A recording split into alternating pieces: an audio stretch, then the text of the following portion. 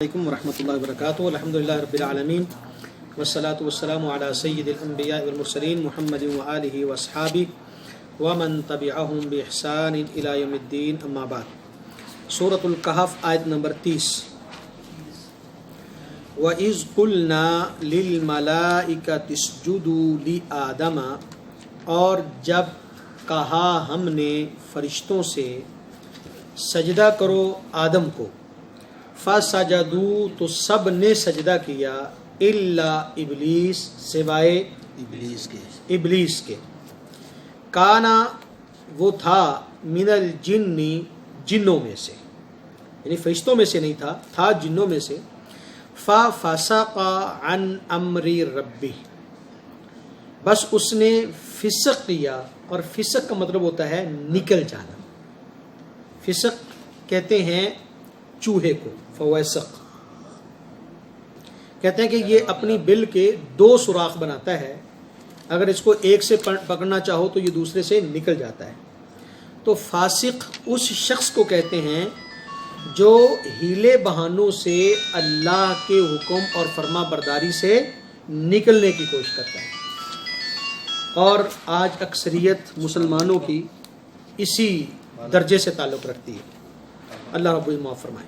فَفَسَقَ، بس وہ نکل گیا یا اس نے فسق کیا، عن امر ربی، اپنے رب کے حکم سے۔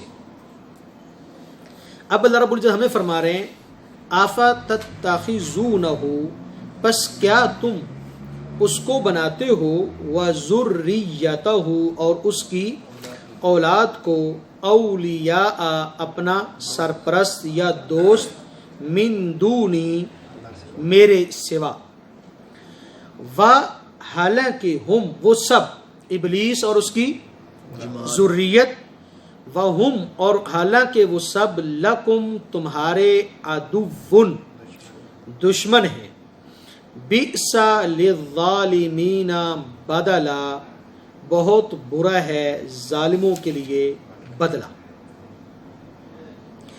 ما اشہدتہم، نہیں، ماں کا معنی نہیں، میں نے انہیں گواہ بنایا تھا، خلق السماوات،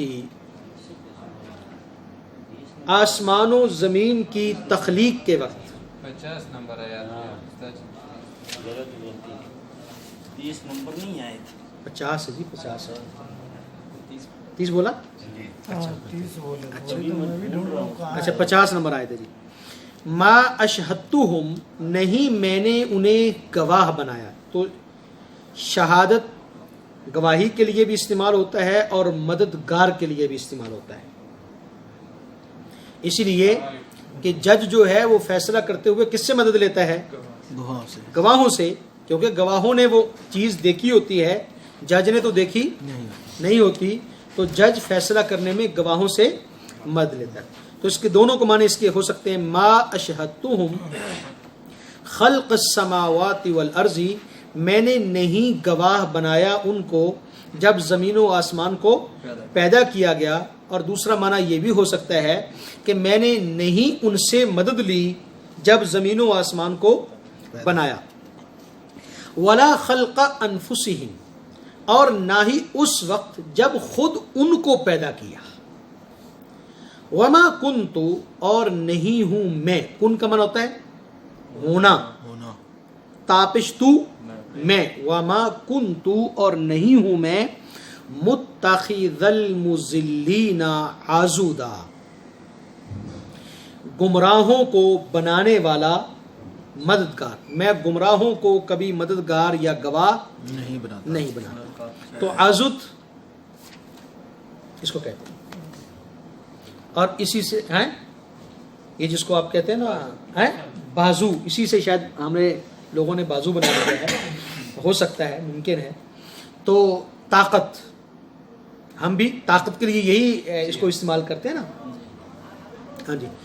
وَيَوْمَ، اور اس دن، یقول، اللہ فرمائے گا، نادو، بلاؤ، پکارو، شرکائی، میرے ان شریکوں کو، الذین زعمتم، جنہیں تم سمجھتے ہو، جنہیں تم میرا شریک سمجھتے ہو، آج انہیں بلاؤ، فدعوہم، وہ انہیں پکاریں گے، بلائیں گے کہ جناب آئیے، فلم یستجیبوا لہم، تو وہ ان کو جواب نہیں دیں گے، ان کی بات کو قبول نہیں کریں گے.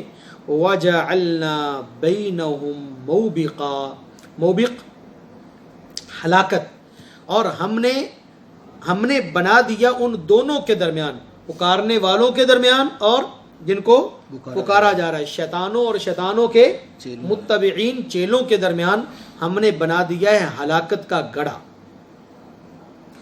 ورا المجرمون، ورا، اور دیکھیں گے، المجرمون مجرم، النار آگ کو سامنے، فظنوا، وہ یقین کر لیں گے، انہم مواقعها، کہ وہ اس میں گرنے والے ہیں، وَلَمْ يَجِدُوا عَنْهَا مَصْرِفًا، اور اس سے پھرنے کی، بھاگنے کی، پلٹنے کی کوئی جا یا کوئی راستہ نہیں پائیں گے.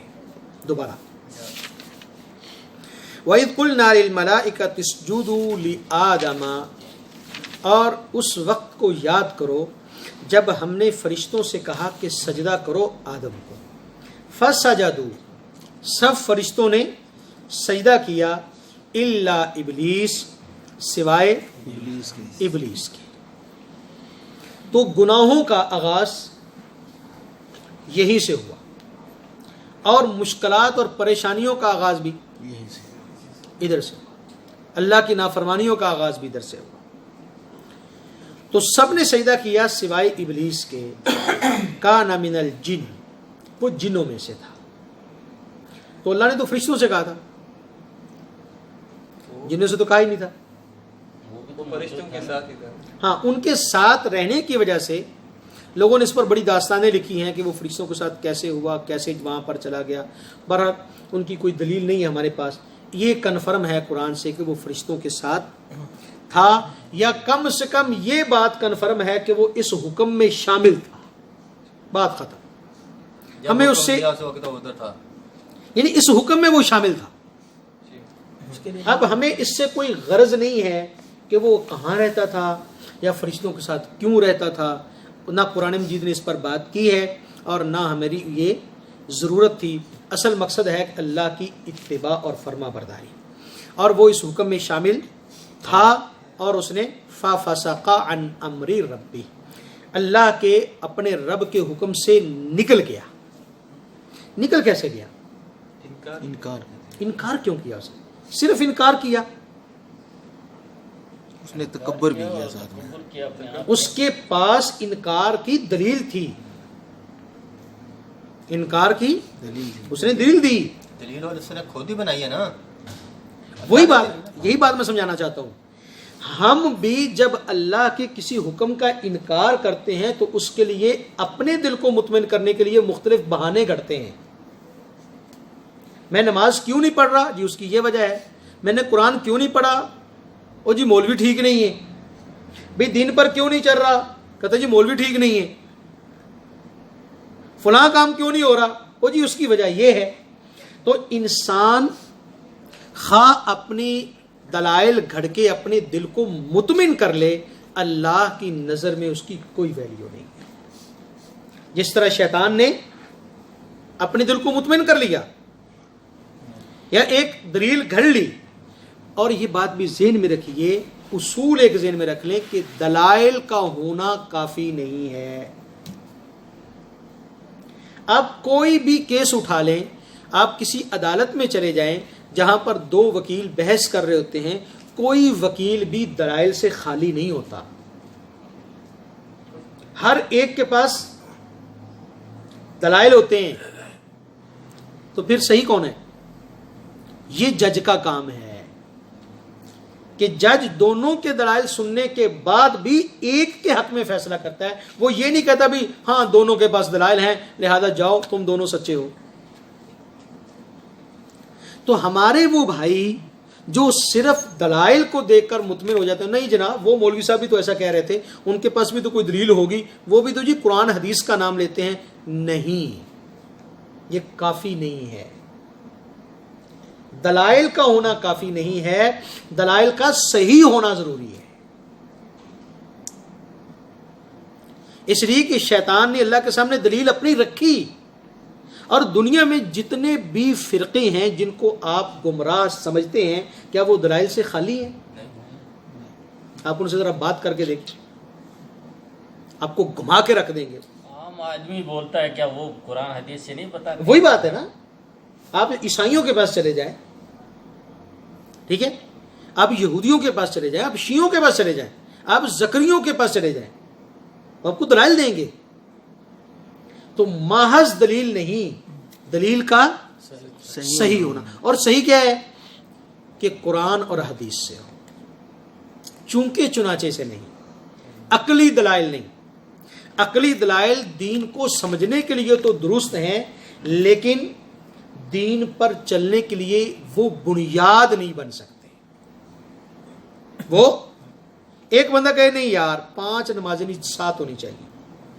بھئی کیوں؟ کہتا جی آسمان 7 ہیں، زمینیں 7 ہیں، بیت اللہ کے طواف 7 ہیں، چکر 7 ہیں، صفا مروہ کی سعی کے چکر 7 ہیں، اور ہفتہ کے دن 7 ہیں، اس لیے نمازیں بھی 7 مان لیں گے. نماز تو 5 نہیں پڑھتے. یا وہ کہتا جی پہلی امتوں میں 3 تھی تو ہماری کیوں 5؟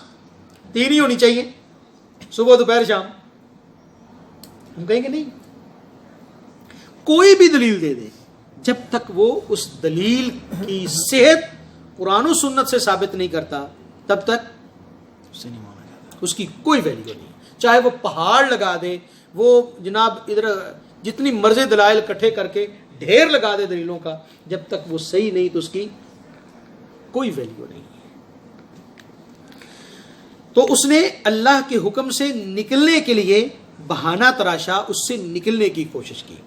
افتتخذونہ وذریتہ اولیاء من دونی، اے انسانوں، اے آدم کی اولاد، تم اسی شیطان کو جس نے انسان کی عظمت کو ماننے سے انکار کر دیا، جس نے صریح حسد کیا، جس نے صریح دشمن بن کے دکھا دیا، آج تم اس کو اور اس کی اولاد کو اپنا دوست اور اپنا سرپرست بنا رہے ہو مجھے چھوڑ کر، حالانکہ میں تمہارا خالق ہوں.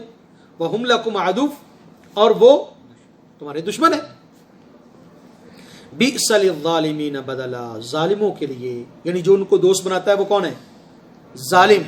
تو ظالموں کے لیے برا بدلہ ہے.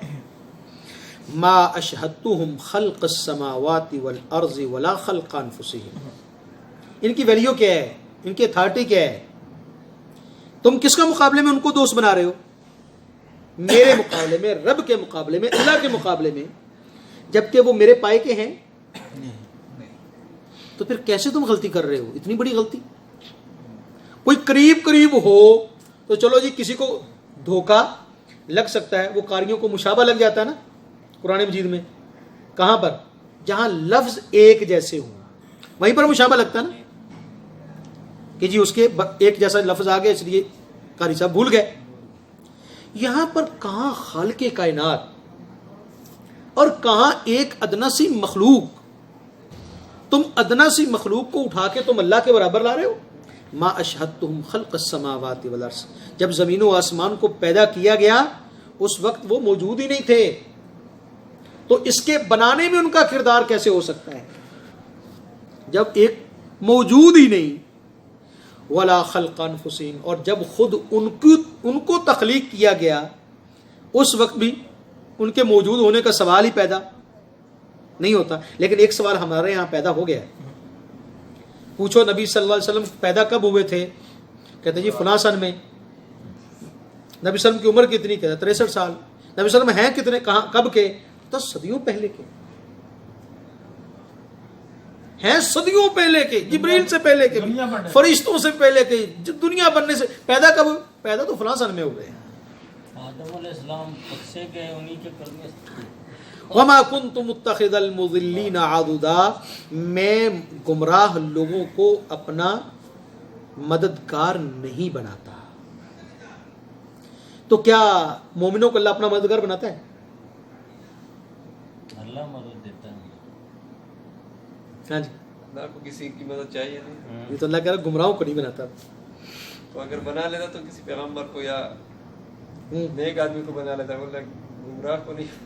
ہاں بات کسی قدر یہ بات ٹھیک ہے کہ بھائی پہلی تو بات ہے میں خالق ہوں, مجھے کسی کی مدد کی ضرورت ہی نہیں ہے, اور اگر مدد لوں گا بھی تو دشمن سے, یہ کیسے ہو سکتا؟ دشمن کو تو کوئی بھی مددگار نہیں بناتا, گمراہ کو تو کوئی بھی دوست نہیں بناتا, ٹھیک ہے. تو اللہ کو کسی کی مدد کی ضرورت نہیں ہے.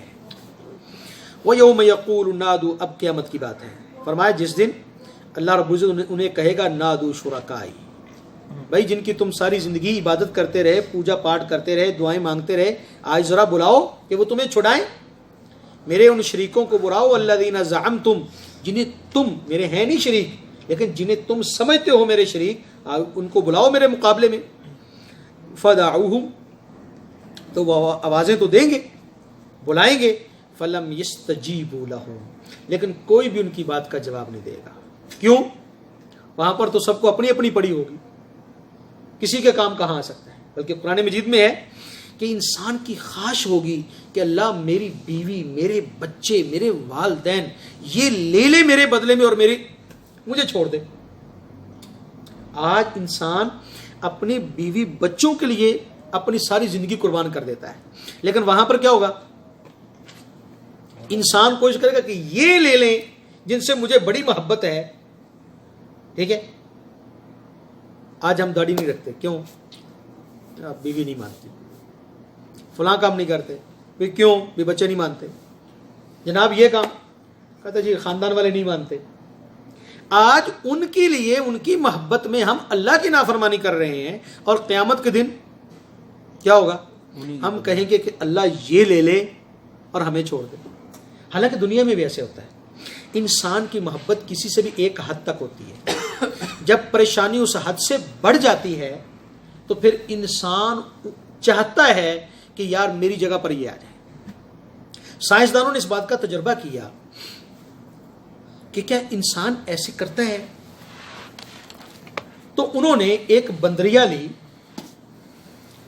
جس کے پاس بچہ تھا, اس کو انہوں نے ایک لوہے میں, ایک پنجرے میں بند کر دیا اور نیچے اس کے لوہا رکھا, اور اس لوہے کے نیچے آگ جلائی.